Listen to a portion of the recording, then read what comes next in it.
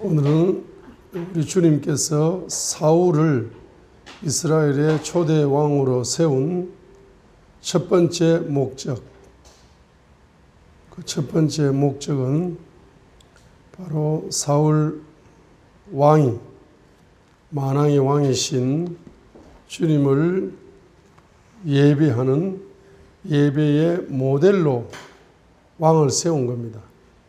그래서 왕이 예배의 모델이 되게 될 때 모든 백성은 그것을 본받아서 예배하는 백성으로 바뀌어 나갈 수가 있습니다. 그래서 이제 사무엘상 8장에서 사무엘의 아들들이 제사장이요 사사임에도 불구하고 사무엘이 늙어서 자기 아들들이 이제 사사가 되었는데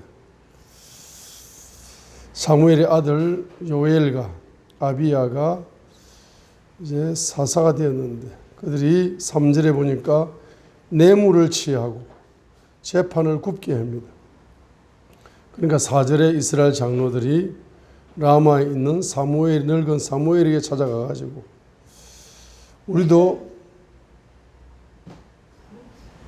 사무엘상 18장 5절에서 당신은 늙었고 당신의 아들들은 뇌물을 좋아하고 사사의 직분은 가졌지만은 직분을 감당하기보다 뇌물을 더 좋아하니까 우리도 모든 열방처럼 왕을 세워서 그 왕이 우리를 재판하게 하는 것이 사사가 재판하는 것보다 100배 이상 낫습니다.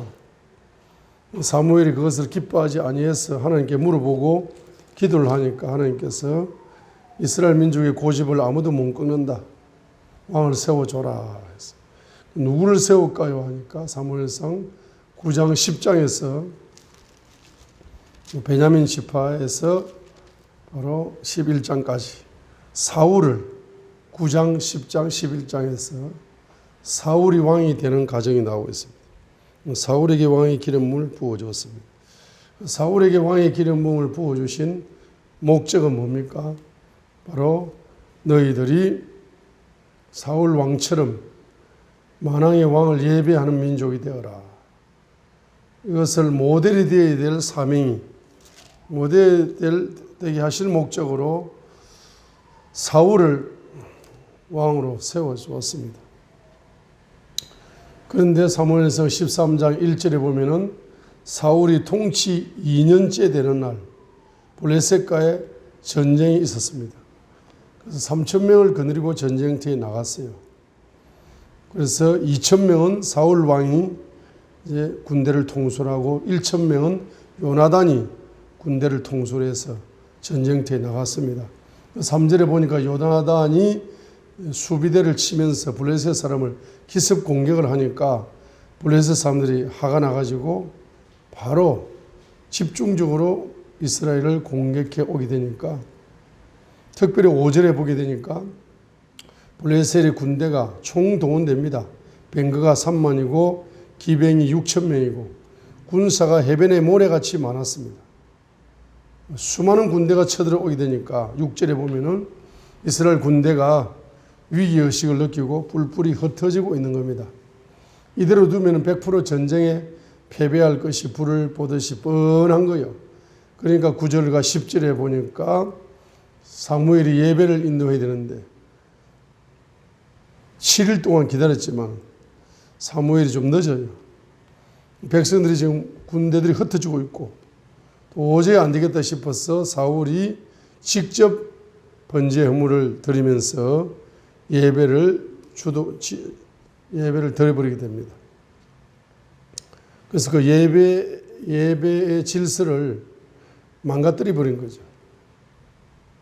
예배의 모델로 부름받은 사울 왕이 예배의 모델이 되기는커녕 예배 자체를 망가뜨려 버리는 이러한 어리석은 우준의 영이 드러났습니다. 자, 그래서 사무엘을 통해서 13절에 보니까 이제 주께서 이스라엘 왕국을 영원히 세우려 했지만 예배의 모델만 된다면은 사울 가문이 자손 대대로 왕의 가문으로 이제 쓰임 받는 예배의 가문으로 하나님이 쓰시려고 했다. 그러나 14절에 이제 자신의 마음에 맞는 사람을 왕으로 세울 것이다. 자신의 마음에 맞는 사람이 누굽니까? 주님이 왕을 세우신 목적에 합한 사람, 예배의 모델이 될 수 있는 새로운 왕을 세우겠다라고 14절에 말씀을 하는 것입니다. 그렇죠? 그래서 여기서 사울은 예배를 왜 망가뜨렸습니까? 자기 자신이 교만해졌기 때문에, 교만의 영을 통해서 예배가 망가졌다는 것이죠. 망가뜨렸다는 겁니다. 그런데 두 번째 왕을 세우신 목적은 사무엘상 15장 1절과 3절에 보면 나오고 있습니다. 그 왕을 세우신 목적에 따라서 순종하지 않고 불순종의 영으로 사울이 불순종함으로써 사울 왕은 왕으로 실격 사유가 되는 겁니다. 1절을 보면 이제 왕을 세운 목적을 암시하고 있죠. 사무엘이 또한 사울에게 이르되 주님께서 나를 보내가지고 사울에게 왕으로 기름을 부었죠. 그래가지고 자신의 백성 곧 이스라엘을 다스릴 왕으로 삼으셨다. 왕으로 삼으신 목적이 뭐냐? 바로 만왕의 왕의 말씀 음성에 귀를 잘 기울여서 순종하는 것이 왕으로 기름 부음 받은 두 번째 목적인 거죠. 순종의 모델로 사울 왕을 하나님은 세운 겁니다. 그래야 이스라엘 백성들도 하나님의 말씀에 순종하는 백성이 될 수가 있다. 예배하는 민족이 될 수 있고 예배를 통해 들은 말씀을 순종하는 민족이 되어야 이스라엘 민족이 강한 민족이 되고 하나님께 영광 돌리는 민족이 될 수 있기 때문에 사울 왕을 순종의 모델로 세우기 위하여 왕의 기름 부음을 주셨다. 1절에서. 구체적으로 뭘 순종하느냐? 2절을 순종해라. 바로 2절이 바로 주님의 마음이다. 만군의 주님이 뭘 기억하고 있다. 뭘 기억하고 있습니까? 가글을 기억하고 있다. 출애굽기 17장에 가글을 기억하고 있다.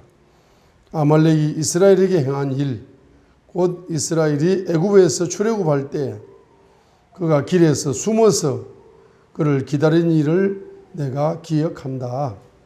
출애굽의 진로를 방해한 족속 1번 족속이 아말렉 족속이다. 저 뒤에 어린아이 노인들 잡족들이 가고 있는 그 꼬리 부분을 바로 기습 공격을 해가지고 출애굽한 이스라엘 민족을 당황하게 만들고 진로를 방해한 이 아말렉의 이 죄악을 만군의 주님께서 기억을 하고 있다. 그래서 이제 때가 되었다. 때가 되어서 아말렉을 진멸할 때가 된 거라. 그래서 아말렉을 진멸할 도구로 사울 왕을 쓰기를 원하기 위하여 왕으로 기름 부음을 주었다. 왕으로 기름 부음 받은 두 번째 목적을 아셔야 됩니다. 그래서 3절을 실행해라, 순종해라는 겁니다. 지금 즉시 가가지고 아말렉을 쳐서 그들이 가진 모든 것을 뭐해라? 진멸하고 남기지 말아라. 구체적으로 남자와 여자와 어린아이와 젖먹이와 소와 양과 낙타와 나귀들까지 다 죽이고 전멸시켜라. 자, 이것이 바로 왕으로 세우신 두 번째 목적입니다. 그런데 이제 그는 자기 목적을 망각하고 불순종하게 됩니다. 9절에 보면은 그러나 사울과 백성이 아각 왕을 살려줍니다. 그 양과 소와 살찐 것 중에서 가장 좋은 것 어린 양 모든 좋은 것은 남겨버리고 진멸하려 하지 아니하고 다만 나쁘고 가치 없는 것만 진멸했습니다. 그래서 바로 이 명령을 불순종해 버렸습니다. 그럼 사울 왕의 교만의 영 13장 교만의 영으로 예배를 망가뜨리고 15장 불순종의 영으로 경제적인 욕심을 추구한 것은 바로 베냐민 지파의 조상들이 우상의 영이 흘러서 사울 왕에게 흐르고 있었기 때문입니다.